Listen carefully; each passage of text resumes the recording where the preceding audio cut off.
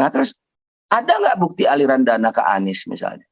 Saya kalau ada aliran dana itu masuk ke Anies dan itu segala macam itu saya cari, saya ludahin mukanya, saya bilang.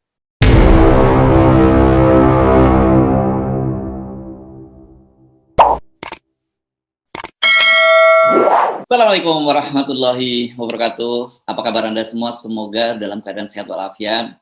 Saya kira hari ini memang fokus perhatian publik itu karena pada Malang ya, arena Malang, karena tadi malam itu ada tragedi yang jumlah korban yang wafat itu terus bertambah. Tadinya 127, sekarang 129.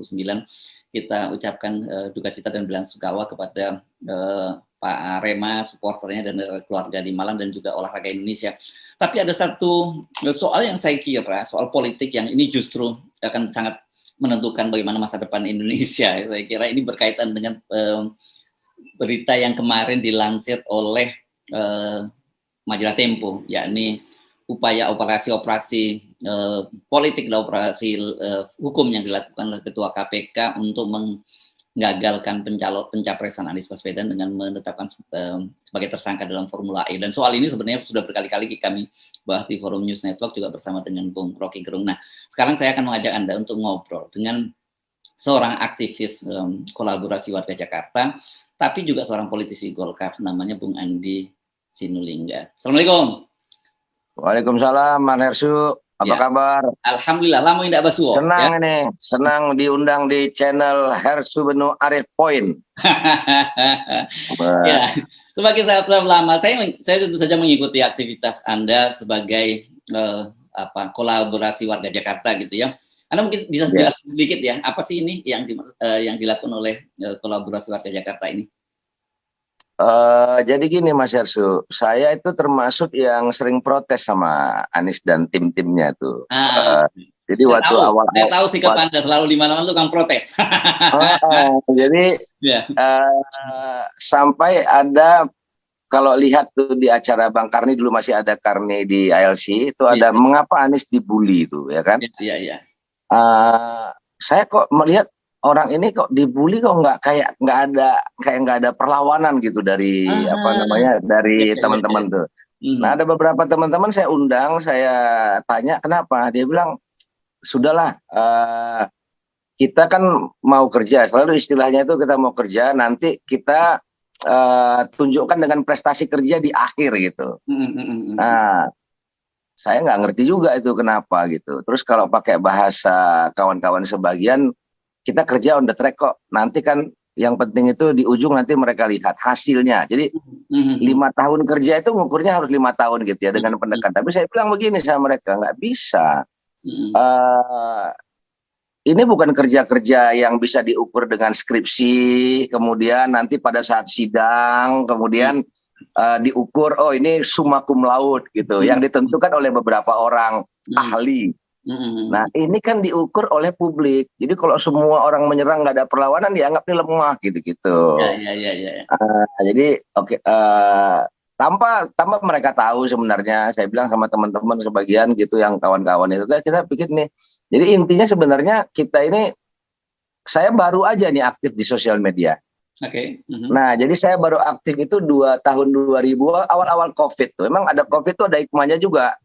Aktivitas berkurang, kemudian jadi cerewet tuh. Jadi emang cerewet kita ikut gitu. Jadi intinya sebenarnya motifnya itu untuk cerewet aja. Cerewet artinya mengcounter yang dinarasikan tidak benar atau negatif, atau menyampaikan sesuatu yang positif tentang apa yang dikerjakan. Karena kan Mas Anies itu yang negatif itu contoh ya, politisasi ayat dan mayat, Bapak politik identitas, kemudian nggak bener nggak bisa kerja. Nah kan ini yang menjadi narasi itu, pokok intinya itu. Nah itu yang kita dorong kawan-kawan untuk ikut berkecimpung di sosial media untuk terlibat dalam percakapan-percakapan yang walaupun sebagian teman-teman mengatakan ini percakapan nggak sehat. Orang yang kita aja berdebat pun memang dia memang maunya begitu, bukan mau disadarkan. Nah saya bilang sama teman-teman, nggak apa-apa, kita menambah aja jumlah postingan tentang kinerja DKI. Yang kedua, jawaban-jawaban kita terhadap persepsi-persepsi buruk yang dimunculkan. Nggak perlu berdebat, saya bilang. Nah, ternyata benar tuh Mas Yasu. Begitu kita muncul tuh, cup gitu ya. Itu di komen-komennya itu yang nyerang kita itu luar biasa. Saya bilang gitu. Memang awalnya, tapi lama-lama ya biarin aja. Yang penting berarti kita ngomong itu, mereka kan dia mau komen tuh karena dia menganggap omongan itu punya value ya. Jadi saya bilang sebenarnya kita ini berhasil, saya bilang itu. Nah terus kan kita kan rata-rata itu kawan-kawan aktivis itu kan dari banyak berbagai daerah. Kemudian juga kalau pulang intinya ya mengkomunikasikan apa aja. Kalau emang bagus yang bilang bagus, misalnya Jakarta. Nah ada satu hal yang paling penting. Saya tuh dari dulu terganggu dengan Ahok itu. Seolah-olah tidak ada manusia lain di muka bumi ini yang bisa ngurus Jakarta gitu. Jadi kalau seolah-olah dan itu dinarasikan secara verbal, eksplisit disampaikan oleh teman-teman di sana itu bahwa kalau Ahok tidak lagi gubernur, hancur ini Jakarta. Hancur Jakarta itu, jadi saya bertanya, hancur Jakarta itu dari mana, seperti apa sih dibangunnya Ahok itu gitu. Terus kemudian menjadi seperti hancur apa gitu. Nah, ketika Anies menjadi gubernur dan kita lihat ya Jakarta gini, saya malah bilang gitu, justru Jakarta lebih bagus tanpa Ahok gitu loh, maksud saya itu. Jakarta jauh lebih bagus tanpa Ahok dan ada orang yang bisa membuat Jakarta lebih bagus itu menurut saya bukan Superman. Menurut saya manusia biasa. Menurut saya Anies Baswedan itu manusia biasa. Jadi untuk merubah Jakarta dari problemnya ya, kan problem Jakarta itu kan bukan hanya problem teknokratik Mas Hesu. Tapi kan problem-problem sosiologis, problem sosialnya besar. Nah karena itu menurut saya perlu orang-orang biasa, bukan orang yang luar biasa. Perlu super tim, bukan Superman gitu. Nah orang-orang luar biasa itu kadang-kadang nggak memahami, merasa hebat sendiri. Nah Anies saya lihat, lama-lama saya lihat, dan ternyata orang-orang di sekitar itu tahu, contoh bagaimana membebaskan lahan di Fatmawati yang pertama yang saya ikutin ya, itu MRT itu nggak beres tuh, molor tuh, karena pembebasan lahan di MRT nggak beres-beres. Ahok juga nggak bisa bereskan, bawaannya mau berkelahi terus gitu.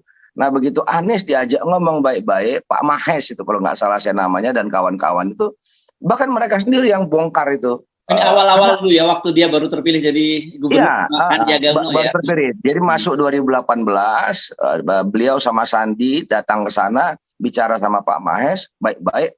Nah ini orang yang dulu berkelahi sama Ahok di balai kota, karena mereka menginginkan supaya jalur MRT itu di bawah, tidak di atas. Dan pada waktu itu Ahok menjanjikan itu di atas, karena dia mengatakan bahwa kalau di atas namanya itu bukan MRT, itu jalan layang katanya. Dengan gayanya dia itulah gitulah. Nah kemudian kan nggak bisa diwujudkan karena memang kan setting Jakarta ini kan sudah ada. Nah ketika dia masuk, dia lihat nggak memungkinkan, kemudian malah dia narasikan kembali bahwa dia kena tipu oleh warga Fatmawati. Bayangkan tuh. Sudahlah omongan tidak ditepati kepada orang nagih, malah orang yang nagih itu kita tuduh menipu kita gitu. Jadi itu secara moralitas itu buruk menurut saya. Nah, Anies masuk dengan Sandi awalnya itu menyelesaikan problem-problem kayak begitu, termasuk pembebasan lahan yang nggak gampang Mas Hersu di Jakarta ini. Kalau mau gampang ya kayak Ahok itu, kirim aparat, kerahkan, ribut sama warga yang kayak Kampung Pulo yang kita lihat itu, dan beberapa yang lain di tempat-tempat lain, misalnya di Kalijodo, yang menurut kita itu, kita setuju ya direlokasi, bukan nggak setuju, tapi caranya itu jangan unhumanity itu menurut kita itu. Nah Anies coba lihat itu, lihat ya keinginan Pak Jokowi untuk membuat waduk Pondok Rangon, membuat waduk Wirajasa, membuat waduk Lebak Bulus, membuat waduk Blibis tuh. Insya Allah semua selesai akhir tahun ini, dan proses problem intinya bukan secara teknokrasi untuk membuat waduk. Secara teknokrat tuh orang Indonesia banyak yang pinter, dikasih kontraktor, suruh engineer kerjakan, beres tuh waduk itu. Tapi problemnya sosial apa? Pembebasan lahan, dan itu perlu pendekatan approach kepada orang bahwa ini penting. dan kemudian masyarakat dengan ikhlas membebaskan lahannya, pemerintah DKI selesaikan, beres urusan, kaum teknokrat kerja. Nah ini dibereskan Anies dengan baik dan tanpa ada keributan. Mas Yarsu boleh lihat tuh sepanjang yang terjadi selama ini itu cuman satu yang ada sedikit keributan di Sunter. Saya amatin terus tuh. Nah itu cuman beberapa keluarga yang memang tidak ada hak mereka untuk ganti rugi di situ. Mereka tuh tidak ada haknya dan memang bukan orang di situ. Nah itu akhirnya ada sedikit gesekan gitu ya. Tapi menurut saya kalau dibikin presentasi dari skala kerja menggusur orang atau membebaskan lahan orang itu 0, sekian persen saja tingkat yang begitu-begitu. Nah ini menurut saya penting dikomunikasikan. Nah karena itulah kolaborasi warga Jakarta itu hadir sebenarnya.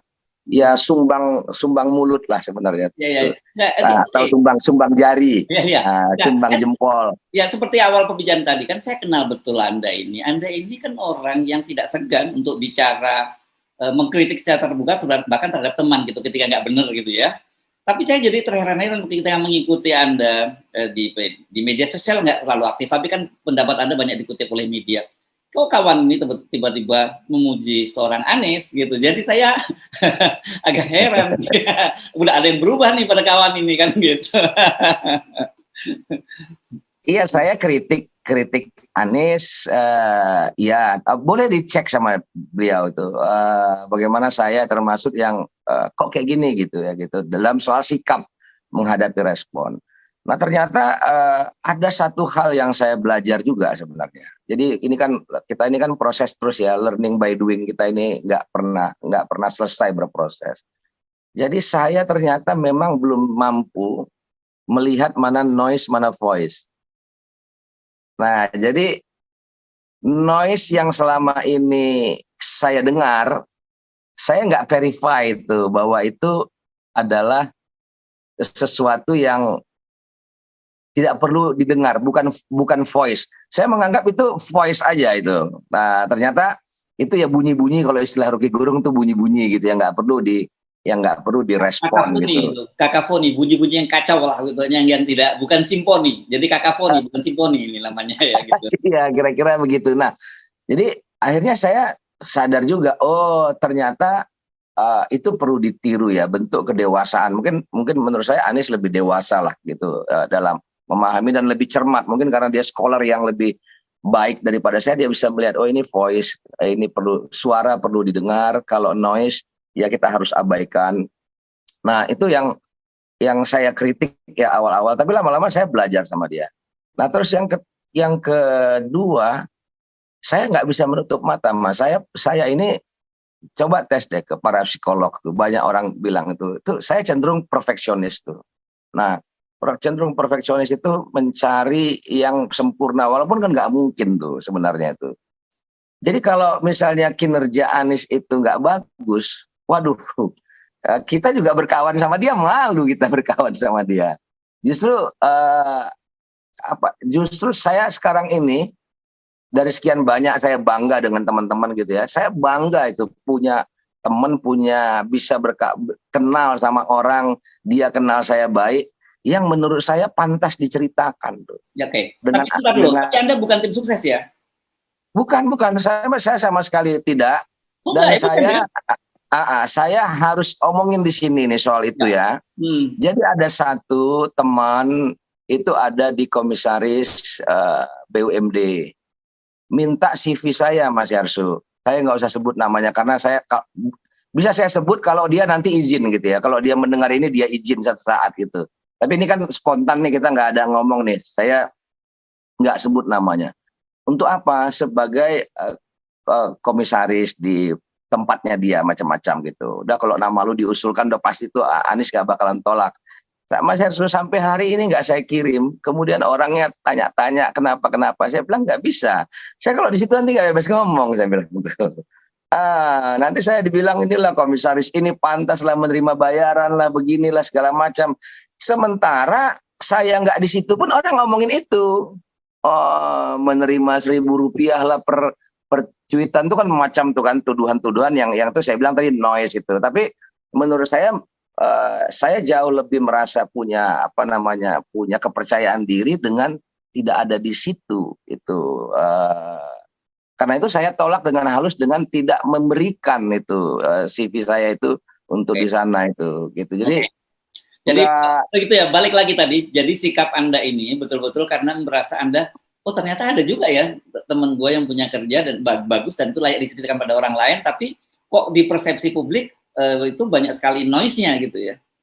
Iya, banyak Mas Ersu, bukan hanya Anies, teman saya yang bagus-bagus qualified. Salah satunya Mas Ersu, kan saya sering nonton nih di kanal ini. Betul, saya nonton Rocky Gerung Official, nonton Refli Harun gitu, yang bagus-bagus, nonton macam-macam akun kawan-kawan yang lain yang menurut saya layak diapresiasi dengan ya kemampuan kita yang menonton dan bicara. Kalau kita ngomong sama orang, kita bilang, oh itu ada akun bagus gitu.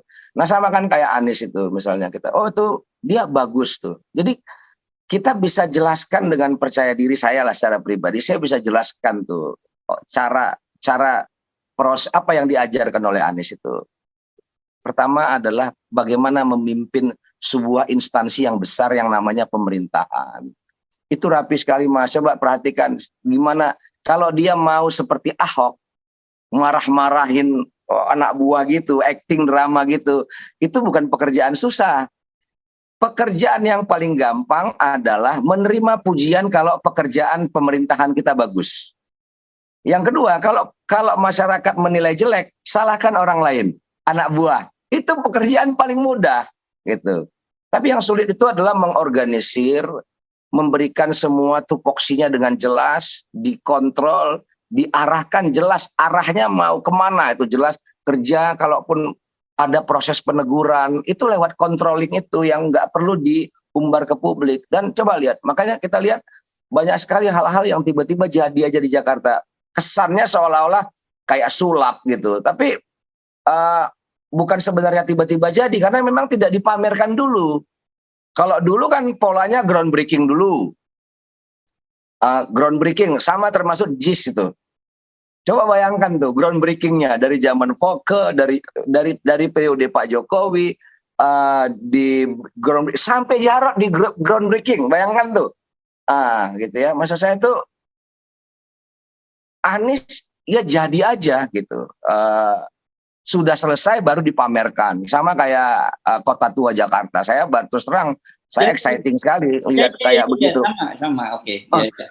Ini prosesnya ini kapan? Kan biasanya kita tahu tuh sesuatu yang sedang proses tuh kapan gitu. Jadi saya lihat yang kayak begitu, Taman Tebet, saya sampai bikin sama teman saya juga konten tuh tentang Taman Tebet yang menurut saya, aduh kalau itu dikerjakan oleh Ahok saya nggak ngebayang bagaimana glorifikasinya gitu loh. Tapi yang ngerjakan ini Anies gitu, yang nggak, menurut saya tidak sefantastik waktu Ahok dulu lah, bagaimana mengglorifikasi kerja-kerja yang menurut saya Mas Yarsu, kita boleh lihat ya data per data, kita boleh bikin angka.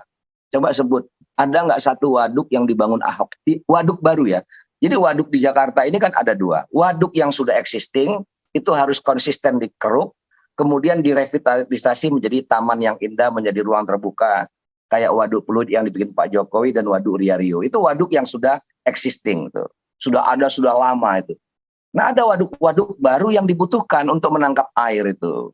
Nah kayak waduk Lebak Bulus, waduk Blibis, itu waduk baru yang dibikin tuh. Waduk Wirajasa, waduk Pondok Rangon, itu waduk-waduk baru yang sebentar lagi yang akan ada itu, waduk-waduk baru itu.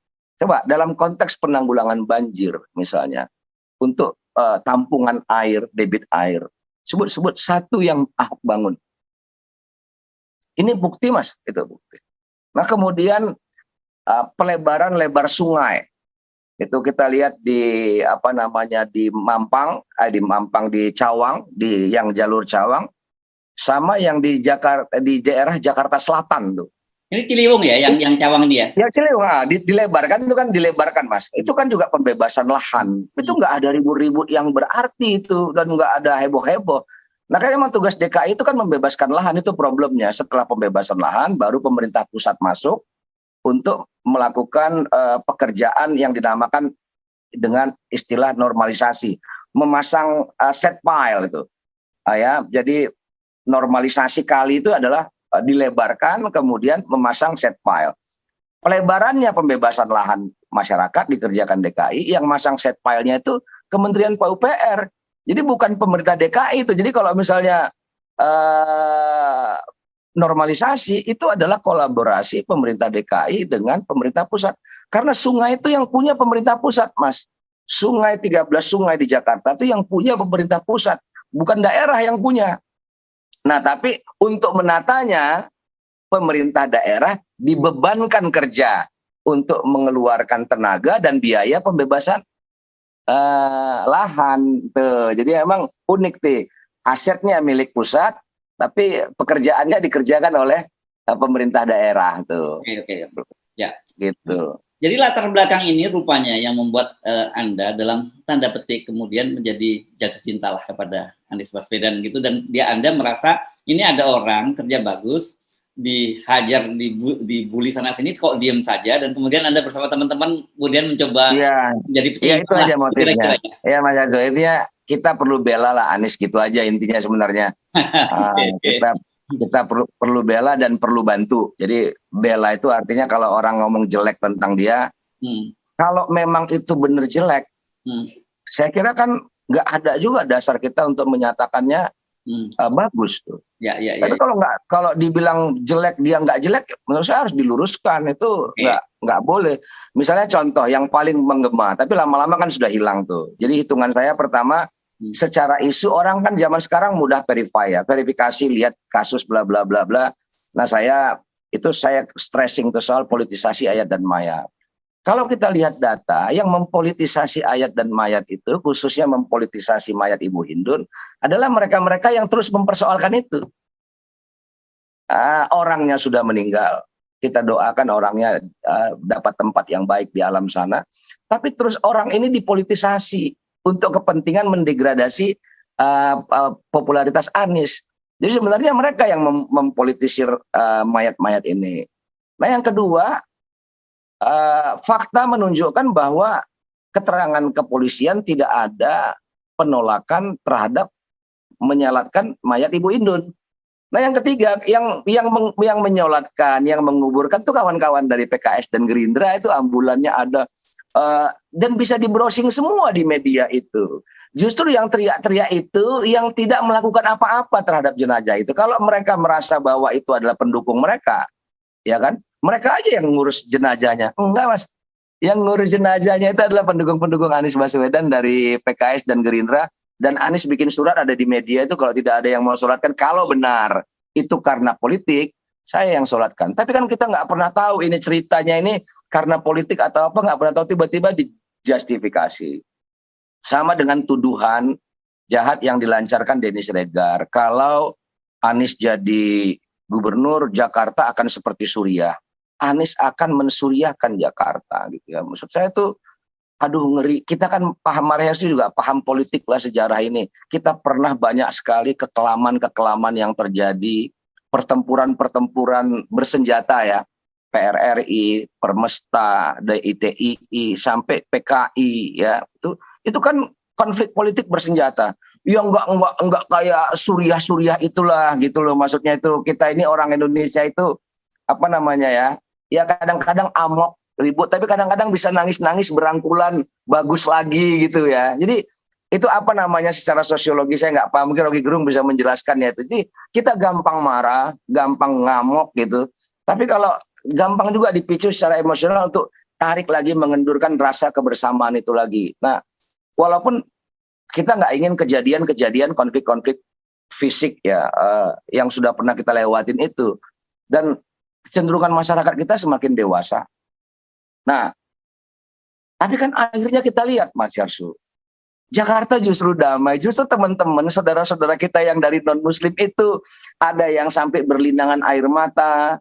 Contoh misalnya, selama mereka ada di sini kawan-kawan yang dari Hindu tidak punya krematorium, ada di zaman Anies. Dan mereka yang ngomong kawan-kawan dari Kristiani misalnya, mereka yang bicara itu tentang bagaimana treatment Anies terhadap warga-warga yang notabene tidak beragama Islam gitu. Ya, kalau ditanya sama Anies, dia bilang saya bukan gubernur orang Islam, saya gubernur warga DKI. Karena itu seluruh warga DKI, termasuk yang Islam dan bukan, semua perlakuannya sama. Melaksanakan Christmas Carol di Jalan Sudirman Tamrin. Saya yang paling senang itu Mas tuh, orang nyanyi lagu Jingle Bell di Jalan Sudirman Tamrin yang nggak pernah kejadian tuh. Dan menurut saya masyarakat DKI itu welcome dengan yang begitu, senang. Pertama adalah penghargaan terhadap saudara-saudara kita yang berbeda keyakinan sama kita. Yang kedua itu pemandangan dan enak dilihat, didengar, dan itu menjadi kekayaan hasanah kreativitas warga Jakarta sebagai barometernya Indonesia misalnya. Nah, ada hasil riset dari Nanyang Technology University baru kemarin tuh dirilis itu. Itu boleh juga dicek itu. Ternyata ini untuk menjustifikasi keyakinan saya. Orang Jakarta, kita ini aduh sudah selesai itu soal bertoleransi itu sudah selesai. Saya sering mengatakan orang yang tidak terbiasa berproses hidup dalam kultur yang heterogen, jangan pernah merasa sok paling heterogen. Karena kadang-kadang kawan-kawan yang saya lihat itu proses sosialisasi dirinya itu homogen. Kulturnya itu saja, religinya itu saja. Tiba-tiba ngomong toleransi keberagaman, nah, bagaimana mungkin? Menurut saya itu nggak mungkin. Nah kita kan, saya misalnya berproses dari kampung ke kota di Medan, dari kampung di Aceh Tenggara, Kota Cane, ke Medan, lebih beragam ke Jakarta. Jadi ketemu orang yang dengan identitas yang berbeda dengan diri kita itu, kita hal biasa saja itu. Bahkan saudara-saudara dari bapak saya masih ada yang non Muslim gitu, dan nggak ada masalah itu dengan yang begitu-begitu. Yang masalah itu adalah orang yang memvibrasi ini terus-menerus, yang menstempel seolah-olah Anies inilah bapak politik identitas yang mempolitisasi ayat-ayat, mempolitisasi agama untuk kepentingan politiknya itu. Lah, saya mau sebutlah, siapa sih yang tidak menggunakan agama sebagai instrumen politik di negeri ini? Coba mau tunjukkan sama saya. Memilih Pak Ma'ruf Amin itu, Pak Jokowi memilih Pak Ma'ruf Amin itu murni politik agama. Murni politik agama. Kalau betul Pak Jokowi itu hebat, dia harusnya ambil orang kayak Pak Budiono semasa SBY putaran kedua. Artinya non-faktor, ya, kecuali kemampuan Pak Budiono di bidang ekonomi. Tapi Pak Budiono adalah bukan tokoh publik dalam segmentasi masyarakat tertentu. Bisa Pak Ma'ruf Amin itu gitu ya, tidak jadi pendulang suara gitu ya. Iya. Jadi mengambil Pak Ma'ruf Amin itu dan menegasikan Mahfud MD, menurut saya itu adalah murni politisasi agama dalam pandangan saya. Dan itu nyata. Dan Pak Ma'ruf Amin ini adalah sponsor 212. Betul. Sponsor 212, tokoh utama, dan Pak Habib Rizik itu disuruh mengawal keputusan MUI itu. Gitu. Jadi mastermind Pak Ma'ruf Amin ini. Anda bisa bayangkan Mas Hersu, kawan-kawan yang bilang anti politik identitas, tiba-tiba berjuang Jokowi, Ma'ruf Amin, macam-macam. Ini maksud saya, ini dagelan model apa ini kayak gitu, kita disajikan dengan yang maksud saya tuh nggak masuk akal. Nah, dan dalam skala yang lebih rendah, Mas Hersu, dalam skala yang lebih rendah, tiba-tiba setiap kali mau pilkada mau atau pemilu, tiba-tiba yang tidak pakai jilbab. Pakai kerudung. Pakai kerudung. Jadi saya maksudnya gini, di seluruh dunia Mas Hersu. Jadi saya 2010 saya ada di Australia. Saya baca di Australian News.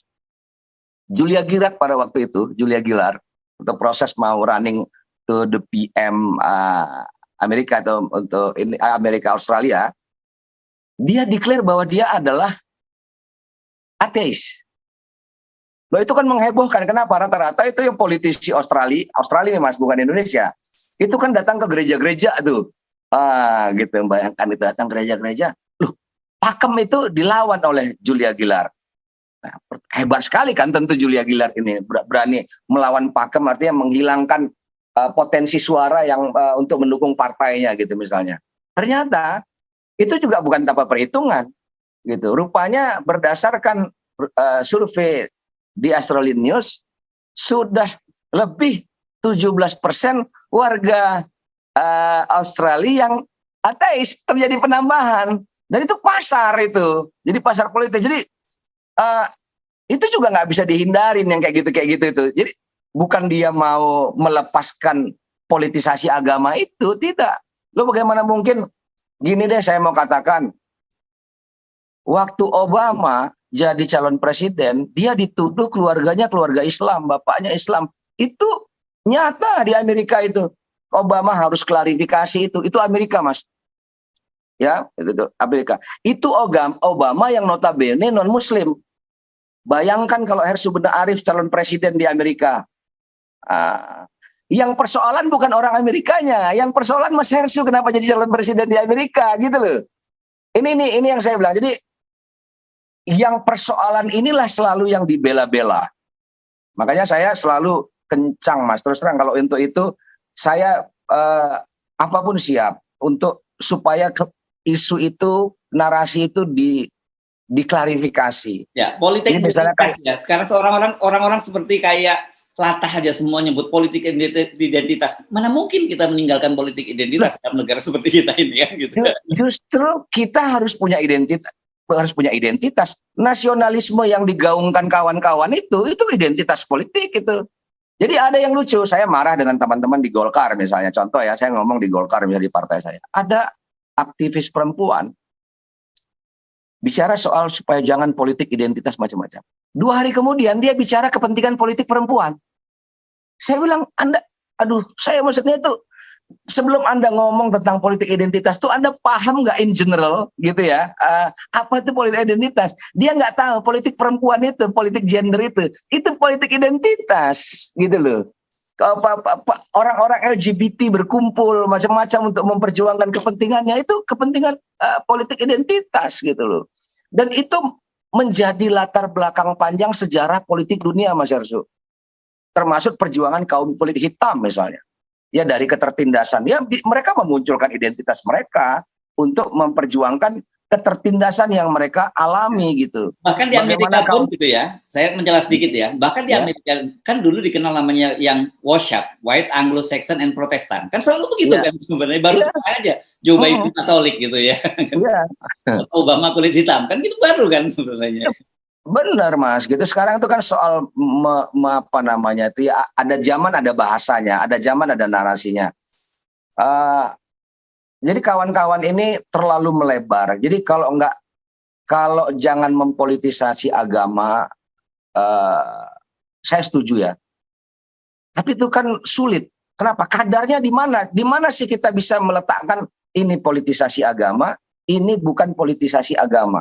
Kan akhirnya kembali kepada subjektivitas. Karena tidak ada alat ukur, akhirnya kita berdebat pada sesuatu yang tidak terukur. Misalnya contoh. Sebelum pemilihan Pak Jokowi pergi umroh 2004 bersama almarhum orang yang kita hormati Pak Hasyim Muzadi. Di situ ada pamer-pamer foto bagaimana Pak Jokowi tabi hormat pada ulama, ya Pak Hasyim Muzadi masangkan sepatu ini segala macam, fotonya disebar. Kemudian sholat menjadi imam, fotonya disebar. Sekarang pertanyaannya muncul, ini politisasi agama bukan? Bisa iya, bisa tidak. Menurut saya. Nah, kalau kita ingin menjudge sebagai politisasi agama, dengan cepat kita katakan ini politisasi agama. Tapi bagaimana kalau misalnya lagi sholat, kita difoto orang. Dan orang memang punya niat untuk mengatakan kirim, inilah nih, politisasi agama. Gitu. Kan bisa juga. Padahal kita nggak tahu, kita sholat itu difotoin orang kan kita nggak tahu. Jadi makanya diukur dulu tuh, gimana sih ini bisa dikatakan sebagai politisasi agama. Kalau sebuah daerah, Mas Yarsu, sebuah daerah itu homogen non-muslimnya, katakanlah Kristiani, dan situ terbagi 2, Katolik dan Protestan, maka identitas yang muncul itu. Dan itu terjadi di Provinsi NTT, dan itu bisa kita lihat itu. Jadi bukan yang muncul Islam non-Islam, tapi Protestan dan Katolik identitas yang muncul itu. Jadi memang warna itu realitas politik yang menurut saya semakin kita pukul-pukulin, semakin ini gitu ya, itu justru bukan mau menyelesaikan masalah, itu menambah apa ya istilah, menambah daya mereka itu, menambah daya polarisasi itu. Jadi memperluas polarisasi atau mengeraskan polarisasi yang mereka anggap masalah itu. Kan mereka anggap ini polarisasi ini bermasalah gitu ya. Tapi sebenarnya mereka nggak menyelesaikan itu, mereka justru malah memperkeras polarisasi itu dan semakin memperlebar polarisasi itu dengan cara-cara yang mereka seperti ini itu.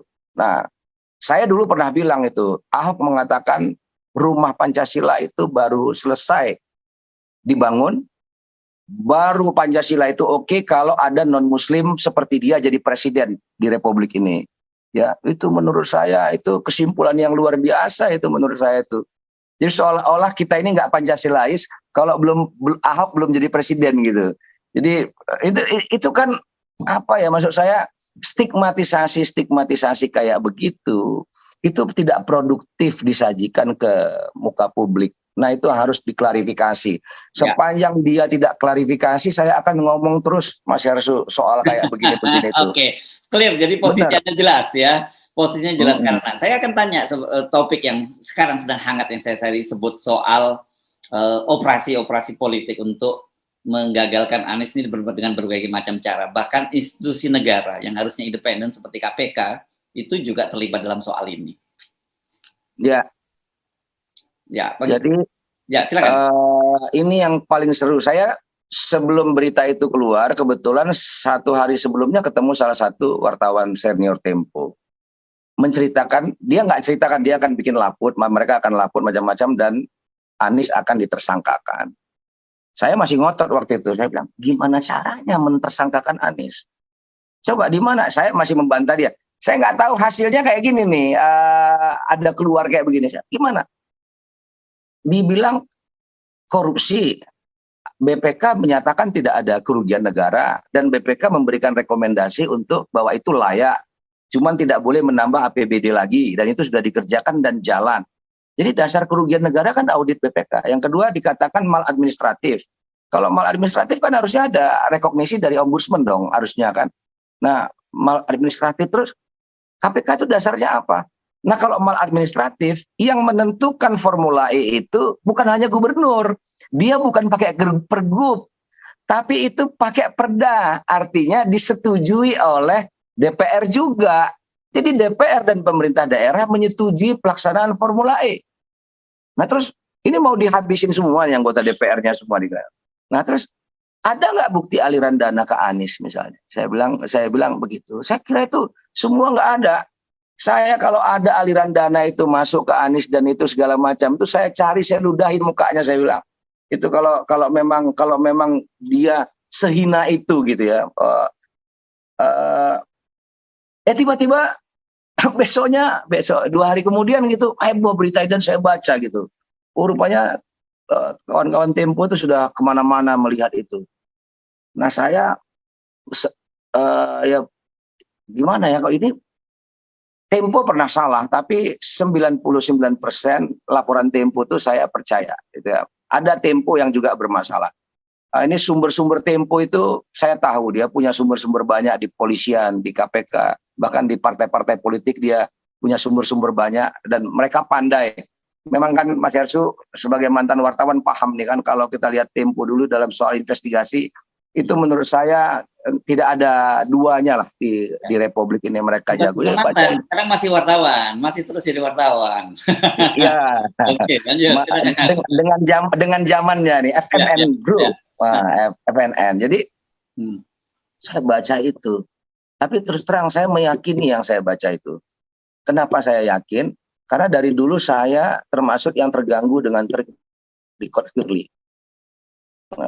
Track recordnya ini waktu jadi direktur penindakan ya KPK, direktur penyidikan direktur penindakan. Waktu dia jadi direktur itu banyak sekali persoalannya itu. Ketemu sama orang berperkara, misalnya kayak kasus Newmont dulu sama TGB yang dianggap ada persoalan di situ oleh pemerintah daerah dan pemerintah daerahnya itu TGB kan. itu ketemu dengan orang berperkara itu dia 2 kali itu ketemu dengan orang yang yang itu nggak boleh itu dia lakukan itu. Nah sampai terakhir soal sanksi etik kepada dirinya itu. Dan kemudian verbal ucapannya itu tidak lagi berotot karena yang diucapkan itu tidak sesuai dengan yang record yang catatan dia itu, makanya kering gitu Firly ini. Jadi dan kalau kita lihat hasil survei, tingkat kepercayaan kepada KPK juga merosot. Bahkan survei terakhir sebelum kasusnya Sambo itu orang lebih percaya polisi daripada KPK. Nah, karena itu menurut saya ini bahaya ini menurut saya ini kalau benar ini. Dan saya menduga dan bukan hanya menduga, meyakini kecenderungan itu besar untuk kita sangkakan kepada orang seperti Firly untuk mengorganisir rapat, mengatakan, coba bayangkan mengatakan bagaimana kita tersangkakan dulu, nanti kan KPK bisa bikin SP3 gitu. Maksud kita kan punya hak, peraturan undang-undang berapa saya nggak tahu gitu, punya hak. Undang-undang yang baru baru bisa. Dengan dulu kan nggak boleh. Jadi untung masih ada sebagian kawan-kawan di KPK itu yang masih jernih ya. Untungnya KPK itu mengambil keputusannya tidak hanya ketua kan, tapi kan dia kolektif kan. Jadi sehingga masih adalah orang-orang yang berpikir nih dasar kita mentersangkakannya ini apa, dan itu terjadi perdebatan di dalam. Menurut laporan Tempo itu kabar gembiranya. Nah itu yang menurut saya. Kabar buruknya ini kalau ini nggak dicegah Mas Arsul. Kalau ini nggak dicegah, tidak dilakukan langkah-langkah oleh masyarakat sipil khususnya ya. Ini bukan soal Anies sebenarnya. Kalau kasus ini bukan soal. Ini bisa menimpa siapa saja. Menjadikan hukum sebagai instrumen politik. Nah karena itu saya setuju kalau ada usulan kawan-kawan masyarakat sipil yang ingin melaporkan Firly ke Dewas untuk mengkonfirmasi kebenaran laporan Tempo itu.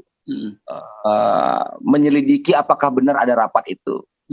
Tentu nggak susah bagi Dewas itu untuk mencari informasi itu, yang rapat-rapat dipanggil benar nggak ada rapat itu, dan benar nggak Firly ngomong begitu segala macam. Menurut saya penting untuk melaporkan dia ke Dewas. Saya setuju dengan teman-teman itu, dan kalaupun nanti ada pelaporan saya mau ikut Mas. Ya.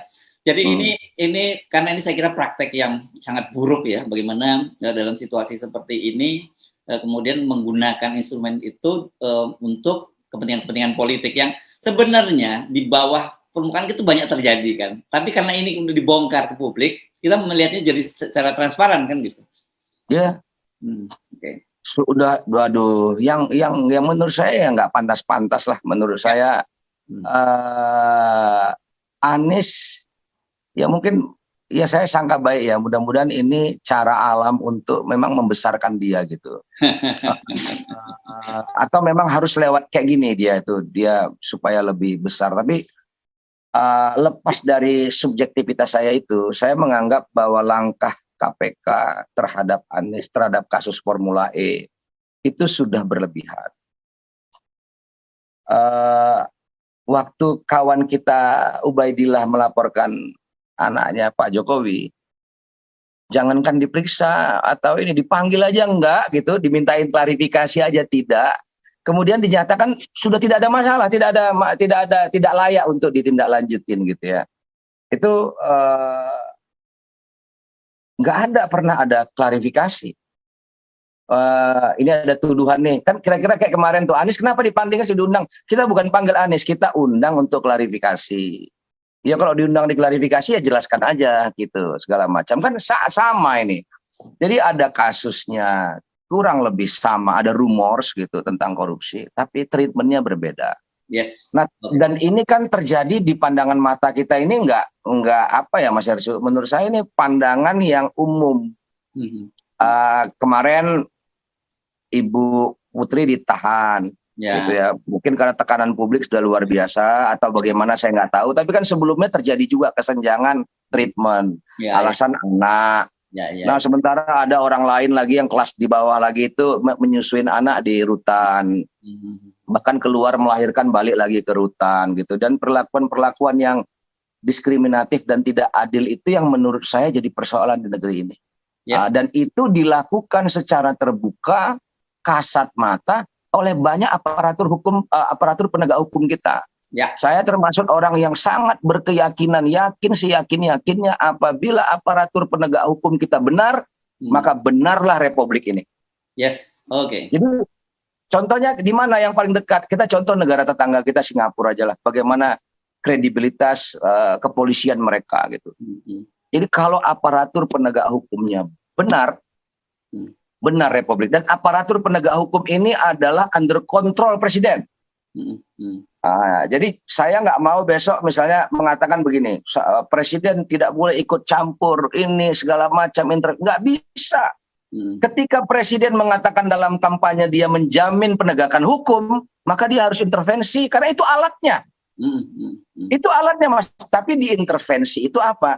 Dia intervensi untuk memasukkannya pada rel yang sesungguhnya, kan sama kayak kasusnya Sambo. Kan Pak Jokowi secara psikologis intervensi Kapolri dengan mengatakan buka seterang-terangnya. Itu kan sebenarnya bahasa-bahasa yang bisa menjadi tekanan psikologis. Kalau Mas Hersul, saya misalnya Kapolrinya, saya udah paham nih. Oh, ini presiden maunya kayak begini nih gitu. Kalau enggak, gue bisa dicopot nih. Kira-kira kan kayak gitu. Jadi itulah kita berharap presiden itu memang benar-benar orang baik, punya political will yang baik.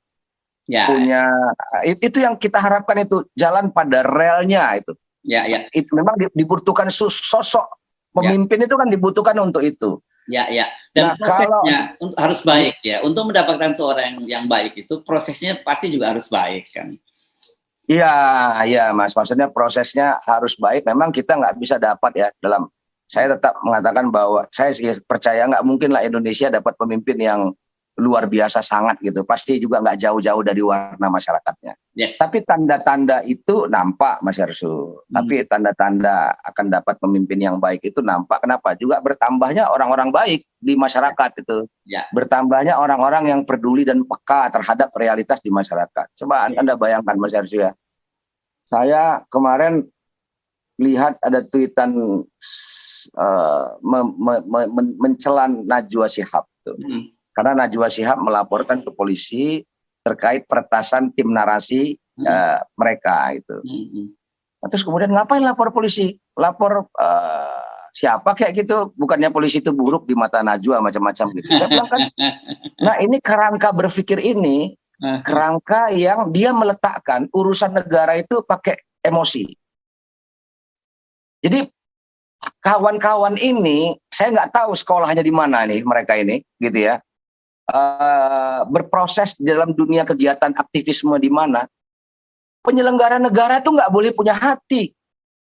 Bahkan apalagi penegak hukum, dia bahkan ditutup itu mukanya itu. Kenapa? Supaya dia tidak tebang pilih, dia melakukan orang semua sama, gitu.